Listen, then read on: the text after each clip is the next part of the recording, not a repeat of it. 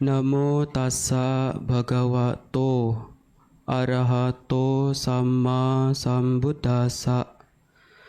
Namo tassa bhagavato arahato sama sambuddhassa. Namo tassa bhagavato arahato sama sambuddhassa. Kico manusa patilabo, kicang macana jiwitang, kicang sadhama sawanang, kico Buddha nupado. Terpujilah Sang Bhagawa yang Maha Suci, yang telah mencapai penerangan sempurna. Terpujilah Sang Bhagawa yang Maha Suci, yang telah mencapai penerangan sempurna. Terpujilah Sang Bhagawa yang Maha Suci, yang telah mencapai penerangan sempurna.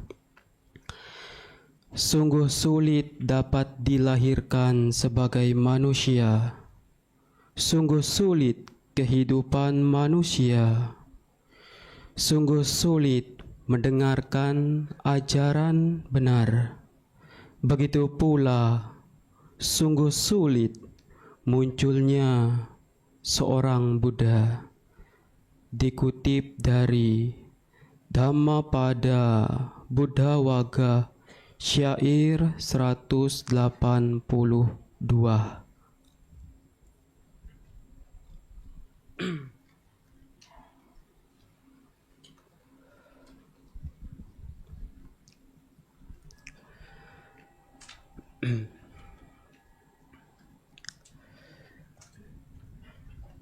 Kepada pimpinan Puja Bakti yang saya hormati, kepada pengurus Wihara Jakarta Dhamma Cakra Jaya yang saya hormati, para Bapak Ibu, saudara-saudari sekalian yang berbahagia, sebelumnya selamat pagi, Soki Hontu, Namo Buddhaya. Namo Buddhaya. Pertama-tama saya mengucapkan anumodana kepada Bapak Ibu semuanya yang sudah menyempatkan atau menyisihkan sebagian waktunya untuk bersama-sama melakukan puja bakti di hari Minggu. Tentu kita sebagai umat Buddha khususnya sepatutnya kita harus melakukan perbuatan baik. Karena ada beberapa tipe umat Buddha Ada beberapa tipe Tipe yang pertama ini umat Buddha yang pertama Tipe umat Buddha yang pertama yaitu umat Buddha KTP. Nah, para Bapak Ibu semuanya, umat Buddha KTP ini hanya agama Buddha saja di KTP-nya, tetapi tidak pernah berbuat kebajikan, tidak pernah datang ke wihara, hanya di KTP-nya saja umat Buddha. Makanya saya pernah menanyakan salah satu umat Buddha, saya tanyakan, kamu Buddhis? Ya, katanya. Dan saya meminta membacakan Paritanamakara Pata. Tidak bisa. Nah, bayangkan saja Bapak Ibu ya, kita sebagai umat Buddha ya harus tahu ya pembacaan Paritanamakarapata. Tetapi ini tidak bisa Bapak Ibu ya. Tetapi hanya di KTP-nya saja umat Buddha ya. Tetapi tidak pernah datang ke wihara. Bahkan tidak pernah melakukan kebajikan ya. Tidak pernah tahu caranya, bagaimana caranya puja bakti dan lain sebagainya ya. Nah, ini tipe umat Buddha yang pertama, yaitu umat Buddha KTP.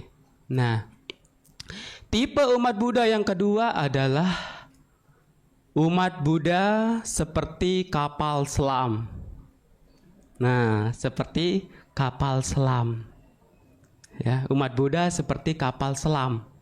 Nah, tipe umat Buddha ini ya, ketika ada acara misalkan puja bakti, acara hari besar agama Buddha, dia baru kelihatan.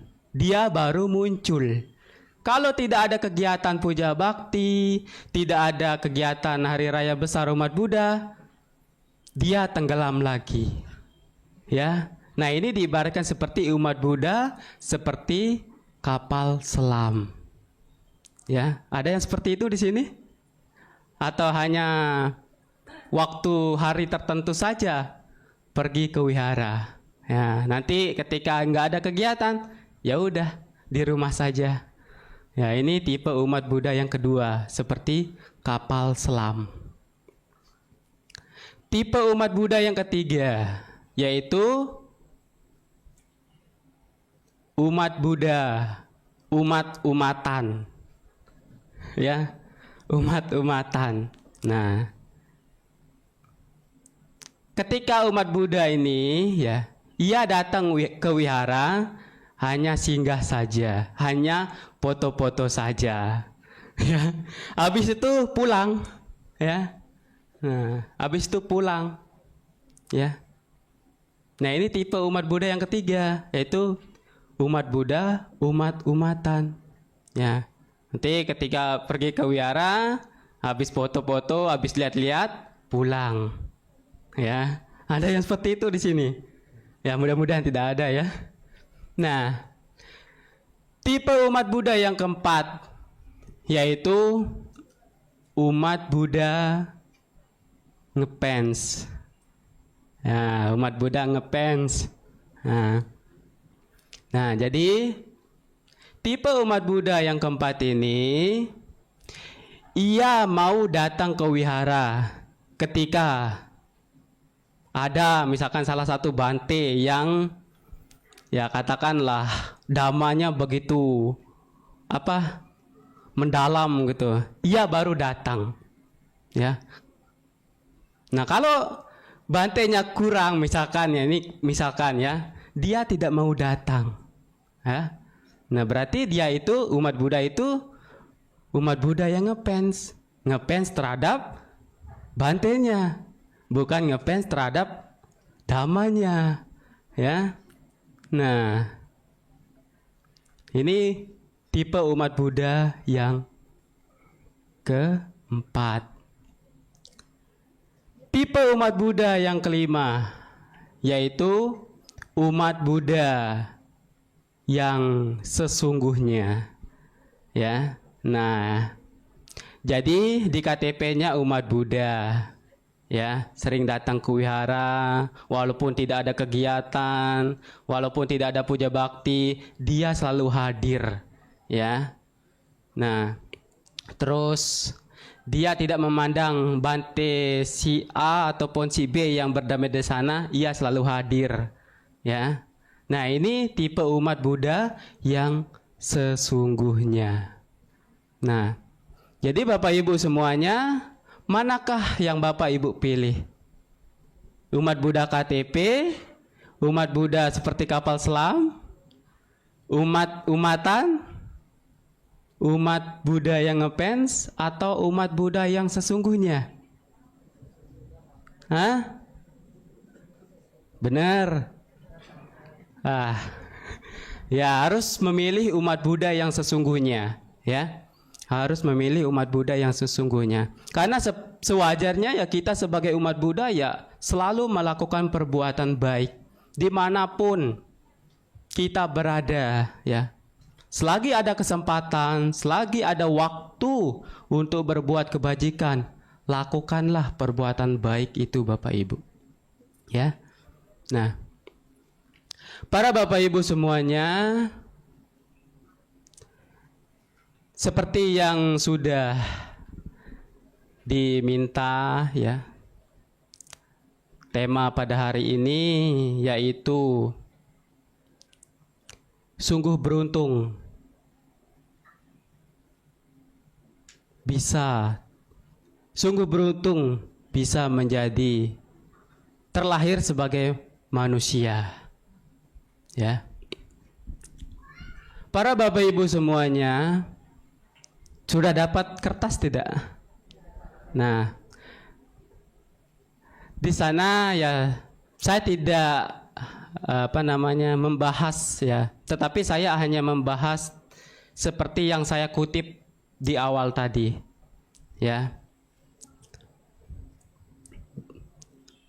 Kico manusa patilabo. Ya. Sungguh sulit dapat dilahirkan sebagai manusia. Ya. Para Bapak Ibu semuanya, tentu kita sebagai manusia ini sangat beruntung bisa terlahir di alam manusia. Ya. Karena di dalam Dhamma dikatakan manusia atau manusia itu memiliki dua, yaitu mano dan usa. Ya. Mano di sini artinya pikiran atau batin. Sedangkan usa yaitu luhur, agung dan mulia. Ya. Nah, kalau kita gabungkan mano dan usa itu adalah manusia yang memiliki pikiran atau batin, luhur, agung dan mulia. Mengapa demikian Bapak Ibu? Karena pada dasarnya manusia masih membedakan mana yang baik dan mana yang tidak baik. Semua itu ya tergantung dari kita masing-masing. Ya. Karena kehidupan sebagai manusia ini juga sulit Bapak Ibu. Makanya kita ini sudah dikatakan beruntung bisa terlahir di alam manusia. Nah, coba bayangkan saja di luar sana banyak sekali orang-orang yang terlahir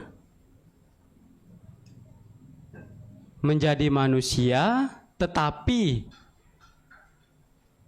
dengan, ya ini mohon maaf, dengan keadaan yang cacat, dengan kondisi yang tidak lengkap, misalnya tidak memiliki tangan, misalkan tidak memiliki kaki, ya. Nah, jadi sangat sulit sekali bisa melakukan perbuatan baik, ya. Bahkan sangat sulit sekali bisa mencari pekerjaan, ya. Nah, jadi kita yang terlahir sebagai manusia saat ini dengan kondisi yang katakan lengkap, ya, memiliki tangan, memiliki kaki dan lain sebagainya, jadi sangat mudah sekali kita melakukan perbuatan baik, ya. Nah, oleh karena itu Bapak Ibu semuanya, jangan sampai menyia-nyiakan kesempatan ini, ya. Jangan sampai menyia-nyiakan kesempatan ini untuk berbuat kebajikan, ya. Karena kehidupan kita ini tidak hanya kehidupan saat ini, tetapi sebenarnya ya kita itu terlahir berulang kali Bapak Ibu. Tidak hanya pada saat ini saja. Makanya di dalam Dhamma itu dikatakan Aneka jati sang sarang, sadha wisang adi bisang, gaha karang gawe santo, gahang gawe santo. Nah, jadi sungguh sulit bisa terlahir, mohon maaf, melalui banyak kelahiran. Aku lalui, namun tidak kutemukan. Si pembuat rumah ini sungguh menyedihkan, berulang kali, terlahir berulang kali. Ya, nah, para bapak ibu semuanya, kalau kita bandingkan dengan makhluk, ya, binatang itu sangat banyak sekali yang terlahir di alam binatang. Ya, kita yang terlahir sebagai manusia ini ya sangat sedikit sekali dibandingkan dengan hewan lainnya atau binatang lainnya. Nah, coba bapak ibu lihat di dalam lubang semut, ya, begitu banyak, bahkan hampir 1000 mungkin ya penghuni di lubang semut itu, ya. Nah, kalau kita ya di dalam satu keluarga ya mungkin 2 orang, 3 orang, 5 orang, ya. Jadi terlahir sebagai manusia ini sangat sedikit sekali dibandingkan dengan makhluk lain, ya. Nah, makanya kita ini sudah dikatakan beruntung sekali Bapak Ibu, ya. Makanya ketika kita terlahir sebagai manusia ini jangan sampai ya jangan sampai melakukan kejahatan ataupun merugikan diri sendiri maupun merugikan orang lain, ya. Makanya penting Bapak Ibu melakukan perbuatan baik. Selama kita masih ada kesempatan, selama kita mengarungi kehidupan sebagai manusia ini, lakukanlah perbuatan-perbuatan baik, ya. Karena di dalam Dhamma itu dikatakan sungguh sulit dapat dilahirkan sebagai manusia, ya. Ya. Sungguh sulit dapat dilahirkan sebagai manusia. Beruntung tidak bisa terlahir sebagai manusia ini? Hah? Beruntung tidak? Ada yang tidak beruntung? Nah, ya tentu semua orang pasti beruntung bisa terlahir di alam manusia dan bisa melakukan perbuatan-perbuatan baik, ya. Nah, lebih beruntung lagi kalau kita bisa mengenal ajaran Sang Buddha, ya. Nah, makanya penting sekali Bapak Ibu, ya. Nah, ini poin yang pertama Bapak Ibu, yaitu Kico Manusa Patilabo. Nanti syair yang saya kutip di awal tadi itu saya akan menjelaskan sedikit-sedikit, ya. Nah, Kico Manusa Patilabo, sungguh sulit dapat dilahirkan sebagai manusia, ya. Terus yang kedua, Kicang Macana Ciwitang, sungguh sulit kehidupan manusia, ya. Nah, kalau kita lihat zaman sekarang itu banyak sekali orang-orang yang terlahir di keluarga yang tidak mampu, ya. Jadi sangat sulit juga kehidupan manusia. Bahkan ada yang terlahir sebagai manusia seperti yang saya katakan di awal tadi, dalam kondisi yang sakit, ya. Misalnya sakit fisik, entah itu sakit batin, ya, dan lain sebagainya, ya. Nah, sakit fisik apa contohnya? Hah? Tahu contoh sakit fisik? Nah, contohnya sakit kepala. Sering sakit kepala tidak? Hah? Sakit gigi, ya. Terus sakit sakit perut, ya. Sakit pinggang, ya. Nah, itu, ya. Kalau sakit fisik, ya. Jadi kehidupan manusia ini juga sangat sulit sekali, ya. terus sakit batin, ya. Contohnya apa? Stres, ya. Gegana, ya. Tahu gegana tidak? Hah? Gelisah, galau, merana, ya. Seperti yang dinyanyikan oleh siapa itu penyanyinya itu? Ada yang tahu tidak? Cita-citata ya, gegana ya. Nah, gelisah, galau, merana. Ya, jadi sangat sulit juga Bapak Ibu ya, kehidupan kita ini juga sangat sulit ya. Nah, makanya Bapak Ibu ya, mumpung kita memiliki kesehatan ya, perbanyaklah perbuatan baik. Karena itu juga sangat penting juga bagi kehidupan kita sekarang maupun di kehidupan yang akan datang Bapak Ibu. Ya. Nah, jadi harus mengembangkan kebajikan dalam kehidupan sehari-hari, harus mempraktekkan kebajikan. Karena di dalam Dhamma itu dikatakan punyance poriso kaira kaira tena puna punang. Apabila seseorang melakukan perbuatan baik, hendaknya perbuatan baik itu terus dilakukan lagi dan lagi. Supaya apa? Supaya kita terbiasa. Supaya kita terbiasa untuk melakukan perbuatan-perbuatan baik. Makanya penting sekali Bapak Ibu melakukan perbuatan baik. Ya. Nah, ini poin yang kedua. Kicang macana ciwitang, sungguh sulit kehidupan manusia. Ya. Kadang ada yang miskin, ya, kadang ada yang kaya. Jadi sangat sulit sekali ya. Nah, ini poin yang kedua. Poin yang ketiga adalah kicang sadama sawanang. Ya. Sungguh sulit mendengarkan ajaran kebenaran, ya, atau sungguh sulit mendengarkan dharma, ya. Nah, kalau zaman dulu Bapak Ibu sangat sulit sekali bisa mendengarkan dharma, benar tidak? Nah, kalau zaman sekarang itu sangat mudah sekali, ya, bisa dicari di YouTube, di media sosial dan lain sebagainya. Ya, jadi sangat mudah sekali. Ya, makanya manfaatkan waktu itu untuk mendengarkan dharma. Ya, mendengarkan dharma ini juga sangat penting. Kenapa? Supaya kita memiliki pengetahuan tentang dhamma. Ya, supaya kita menumbuhkan keyakinan kita terhadap ajaran Sang Buddha. Ya.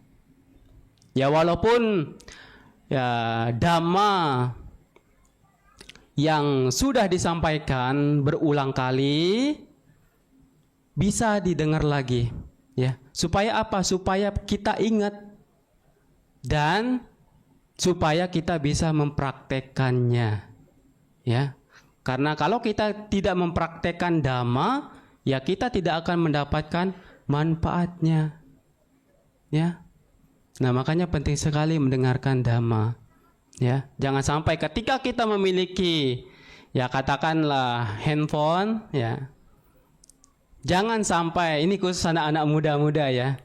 Nah, ketika memiliki handphone tidak dimanfaatkan itu dengan sebaik-baiknya, bahkan malah dimanfaatkan dengan hal-hal yang tidak baik.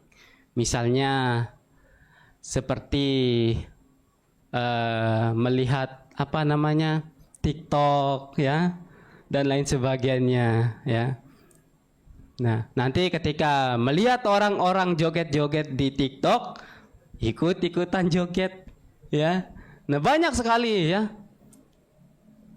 anak-anak muda kalau zaman sekarang, ya, saya lihat ya banyak sekali tidak dimanfaatkan ya handphonenya untuk berbuat kebajikan atau mendengarkan dharma ajaran Sang Buddha, ya. Makanya sangat mudah Bapak Ibu, ya, tidak hanya tidak hanya pada hari Minggu saja mendengarkan dhamma, tetapi setiap hari. Di rumah pun bisa, asalkan kita memiliki paket internet untuk mencari ceramah dhamma ya. Ya. Kalau tidak ada paket, ya bisa datang ke wihara, bisa diskusi dhamma, sesama para bante di sini bisa. Ya.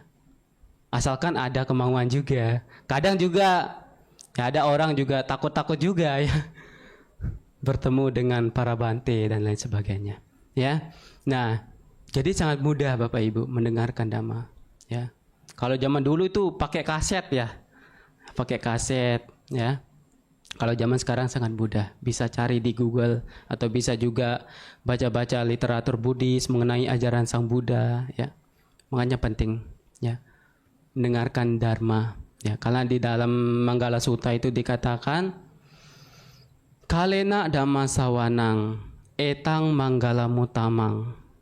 Mendengarkan dharma di waktu yang sesuai itulah berkah utama ya. Jadi pada kesempatan ini ya tanpa Bapak Ibu sadari sudah mendapatkan berkah, yaitu pengetahuan tentang dharma.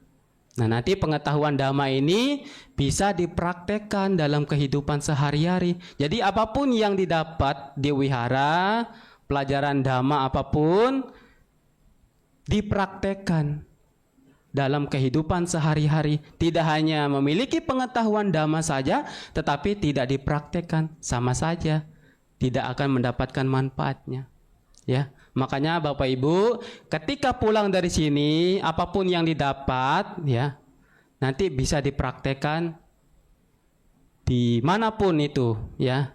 Supaya apa? Supaya mendapatkan manfaatnya dari melakukan kebajikan, dari mendengarkan ajaran Sang Buddha. Ya, makanya penting sekali Bapak Ibu, ya, mendengarkan dhamma itu penting. Jangan sampai ketika seperti umat ngefans ya, umat Buddha ngefans ya, jangan sampai ketika ada bante yang ya begitu damanya mendalam ya baru bisa hadir. Kalau bantenya ya katakanlah biasa-biasa saja ya, jadi kurang yang hadir, tidak mau hadir ya.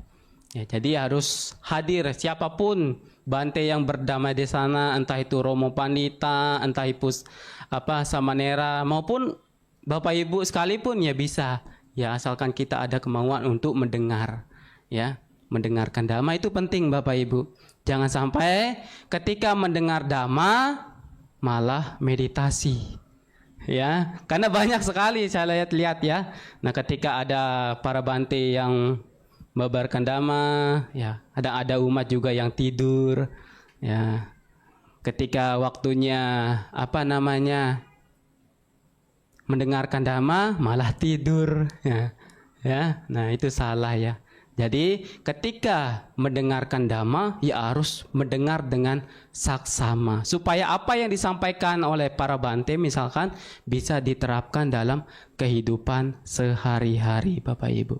Ya, nah ini yang poin yang ketiga yaitu kicang sadama sawanang, sungguh sulit mendengarkan dharma atau ajaran Sang Buddha.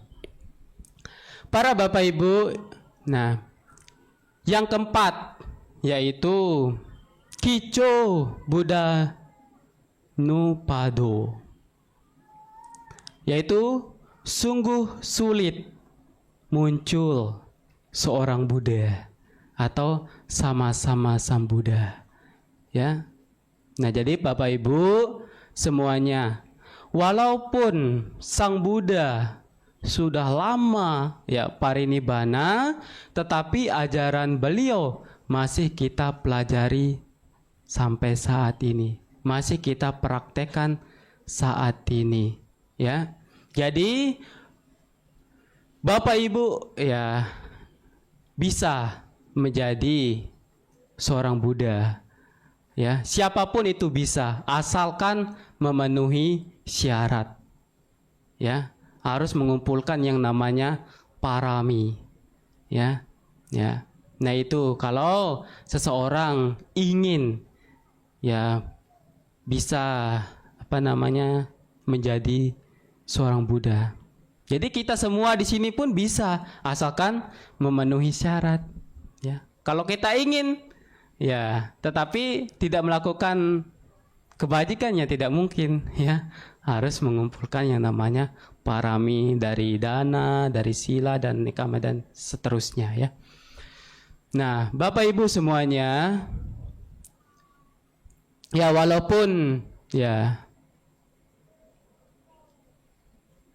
kita ya menjadi manusia, setidaknya harus melakukan perbuatan baik dimanapun ya, karena itu juga sangat penting ya bagi kehidupan kita sekarang maupun di kehidupan yang akan datang. Karena ketika kita meninggal ya, bukan harta kekayaan, bukan harta materi, bukan rumah dan lain sebagainya. Jadi yang berbentuk materi itu kita tinggalkan. Yang kita bawa pada saat kita meninggal yaitu perbuatan kita masing-masing. Nah, oleh karena itu Bapak Ibu semuanya, lakukanlah perbuatan baik seperti pesan Sang Buddha ya di dalam Dhamma itu, sabba pasa akaranang kusalasa supasampada sacita pariyodapanang etang budana sasananti. Janganlah berbuat kejahatan ya, janganlah berbuat kejahatan melalui pikiran, ucapan maupun tindakan kita. Perbanyaklah perbuatan baik melalui pikiran, ucapan maupun tindakan kita. Sucikan hati dan pikiran dengan cara meditasi ya. Inilah ajaran para Buddha. Jadi itu diingat-ingat Bapak Ibu. Kalau kita ingat itu, wajib kita melakukan perbuatan baik ya. Jadi diingat pesan-pesan Dhamma, apapun yang disampaikan ya, Dhamma itu harus dipraktekkan supaya mendapatkan manfaatnya. Jangan sampai ketika mendengarkan Dhamma tetapi tidak dipraktekkan, ya tidak akan mendapatkan manfaatnya. Ya. Nah, ini Bapak Ibu ya, pesan Dhamma singkat ya, walaupun